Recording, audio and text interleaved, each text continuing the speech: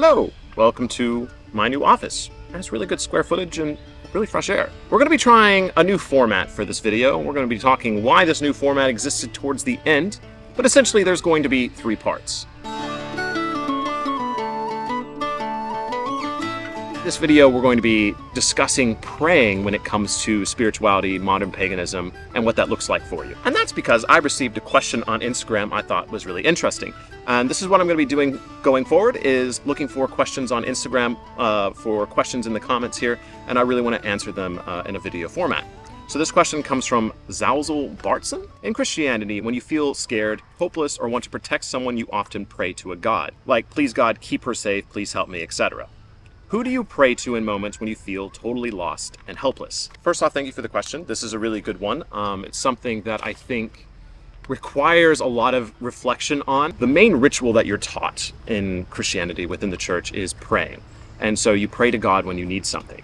But prayer has changed a lot in our human history. Prayer, at least in the ancient pagan days, as far as we could tell, was not as personal as it has become, as particularly in American culture.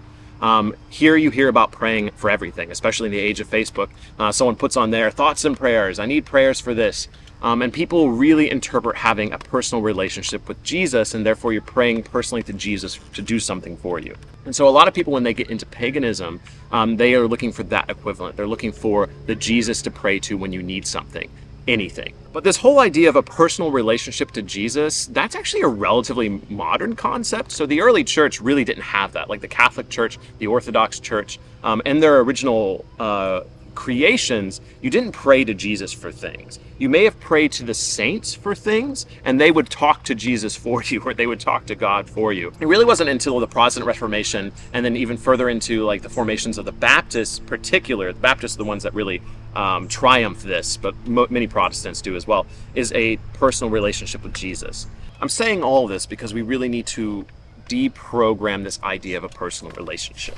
And I know that might not necessarily be the answer you're looking for, but really when we look into the ancient past and the relationship people had to the pagan gods, they had much bigger prayers from what we can tell. They prayed for good harvest, they prayed for good weather, and they had collective moments of prayer. Like everyone would come together, they would give offerings to the gods, and they would say, we really need rain, we really need a good harvest, we really need protection from this enemy, we really need, etc., etc. The gods were much bigger than us, and they also required a lot bigger worship and praise. So they required people coming together communally and giving offerings to them, versus us having a kind of quiet, sit by the bedside prayer. And so that's what makes this conversation difficult, because in our modern era, in general, religions have become a lot more personal, including Christianity. And so the idea of praying for individual needs has become a lot more prevalent. And so I could give you a direct answer to this. I could say you should pray to Thor for protection. You should pray to the Earth Goddess, the Earth Mother, for love and kindness. And I do believe that is the strength of polytheism, of paganism, is having multiple gods to go to. If you just have Jesus, or if you just have Yahweh to go to, you're going to them for everything. And I think that's why, again, when it comes to like Catholicism and the early church, people still went to various forms of people, as far as the saints, to go to for various things. You went to a different saint for different things. You very rarely went to Jesus directly for any problems, and if it was like, big problems. And I would say this is pretty similar to what it would be like for paganism today, or polytheism. If you have like a really big thing, that's when you go to the big G gods. That's when you go to Odin. That's when you go to Thor or Freya. But I think for those smaller things in life, you have to think about what's actually going to listen to you. And I really think that the spirits of the land are the best thing that you can talk to when it comes to those daily struggles.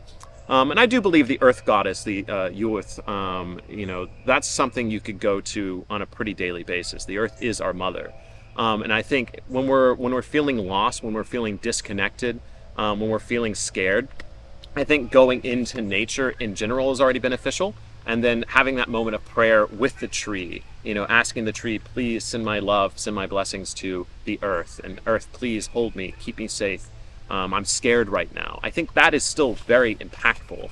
But yeah, truly the strength of polytheism is having multiple places to go to. And I would really encourage you going to your local land spirits, going to your ancestors. Well, that's a big one as well.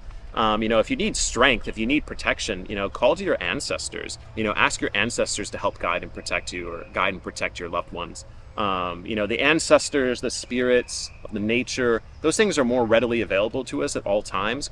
Whereas the gods, they can kind of come and go. They're big G gods. And so I really think that for me personally, I don't pray to the gods except for really big moments, particularly around the certain holidays of the year. But again, if you are looking specifically in this scenario for protection, I think Thor would be a really good god to go to.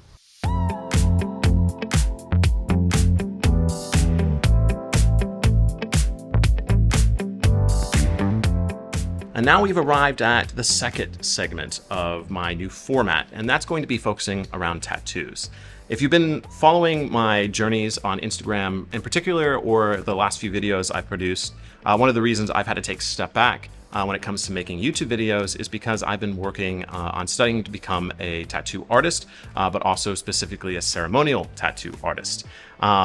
It's been really interesting trying to figure out how to blend those things all together to bring the YouTube from the past, the research I've been doing and the work I've been doing, the spiritual work I've been doing in the real world, and then folding all that into tattoo. And it does make sense. And that's one of the things I want to kind of bring forward into the video world. Getting to have conversations with people about their tattoos, the reason they're getting them, but then also getting to develop specific spiritual tattoos for people to mark moments in their life. It's been a really amazing journey. And just this last weekend, I got to be a part of a music festival, like a really small one. And I got to, kind of share my tattooing with a wider audience, people that didn't know who I was, like absolutely no one knew about my YouTube. No one knew about even me tattooing here in Cincinnati. And so it's really cool for people to walk up and discuss things like the runes, like Ogham, like different spiritual sigils, and then to get to tattoo them outside with hand pokes as a style. It was a really beautiful experience, and it even led to like a shamanic ceremony at the very end for a few of my clients. And so that kind of was like a big turning point for me because I was really unsure of how all this was coming together. But getting to have those really natural conversations showed me that it was time I could start talking about it more online. And so that's really what this second segment is going to be about. Exploring together ceremonial tattoo, what I mean by that, hopefully sharing the other amazing artists out there in the world that are already doing this. And so a little bit of what that would look like. So every week, I'm always in the shop. I'm in the shop at least 3 days a week. And so I want to share with you what I'm working on, what I'm exploring, what's coming up, what's inspiring me, because this channel has always had that thread of what is inspiring me. Because if I'm inspired by something, I'm going to be able to share it to you in a passionate way. And let me tell you, I really want to talk to you about green men. I just absolutely love these guys. I have a longer video I've been working on for a very long time that I've filmed in several locations around the UK. I filmed it in Rosslyn Chapel. I filmed it in Glastonbury. I filmed it in Wells Cathedral. Like I've filmed a lot of different places for this green man video. I'm just folding it all together, and obviously I don't have as much time to edit as I used to. So I'm definitely not a professional green man hunter, but I have been hunting them for a while. So let me kind of show you, if you are in a Gothic, medieval, Romanesque church, how to find green men. And so I want to start sprinkling green man stuff. I want to talk about See the Iceman. I want to talk about the Siberian Ice Maiden. And lo and behold, this continues to grow. I want to interview other tattoo artists, learn about their experiences with ceremonial tattoo. And if it continues to grow, maybe even get to travel and talk to people who still do things closer to indigenous ancestors, following the old traditions of tattoo. So there's a lot of directions I want to see it grow, but I think that starts with me filming here and beginning to share that with you and to see what you're interested in, to see if you're interested in it all. So yeah, it's definitely experimental. No idea how the second segment's going to go, because this is definitely like the new thing.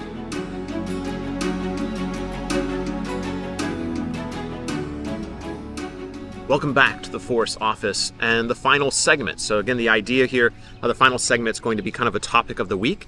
And then depending on the main subject of each video, so each video is going to have a more focused area, and that's going to take up the majority of the time, obviously be what I titled the video, relate the video to, and then the other segments will kind of adjust along with that.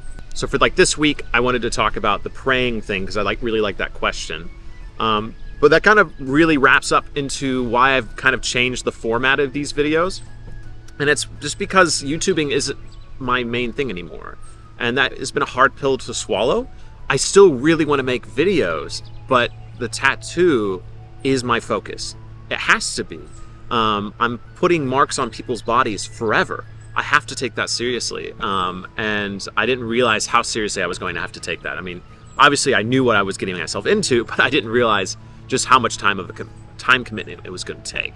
And I want to take that time. And I think that's the main thing. And for taking that time, for paying the bills, and still wanting to make videos, I had to find a new way to do that. And a way that was both helpful for me, helpful for you, the viewer, and could be sustainable. I don't want to have to keep coming and going from YouTube. And I think that's what was happening before this last year, is I kept going back and forth.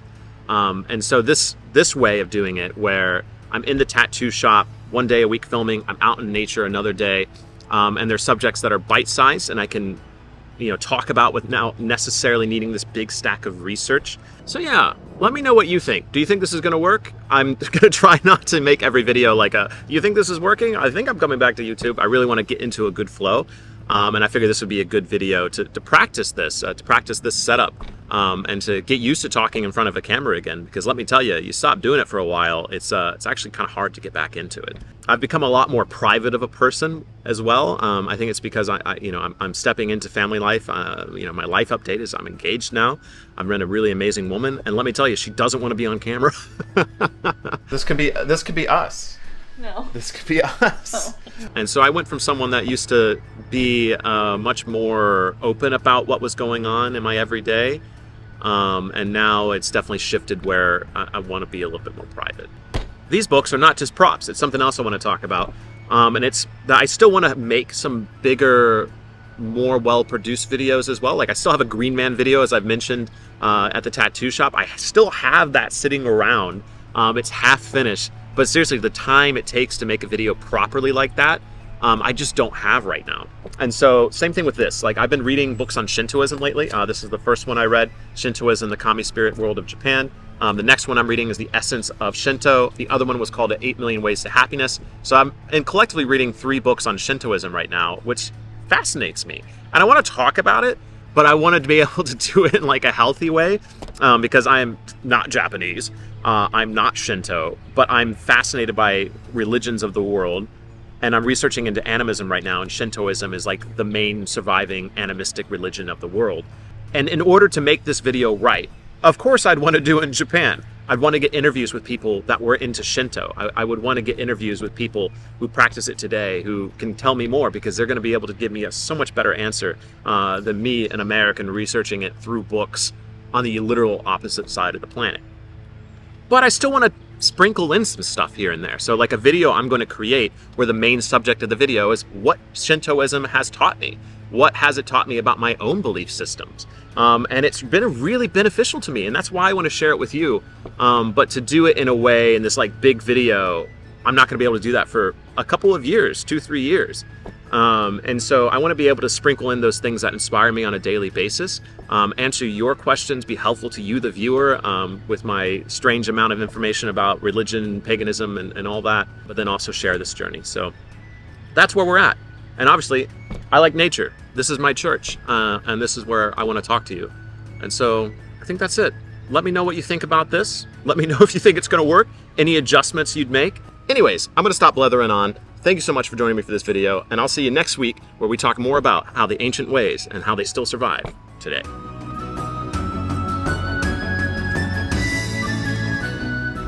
What do you think of that sign off? Was that a good sign off? Because like before I used to say until the hall skull, and then I was like, oh, my name is Jacob Toddson, and then the Wisdom of Odin. YouTube is hard.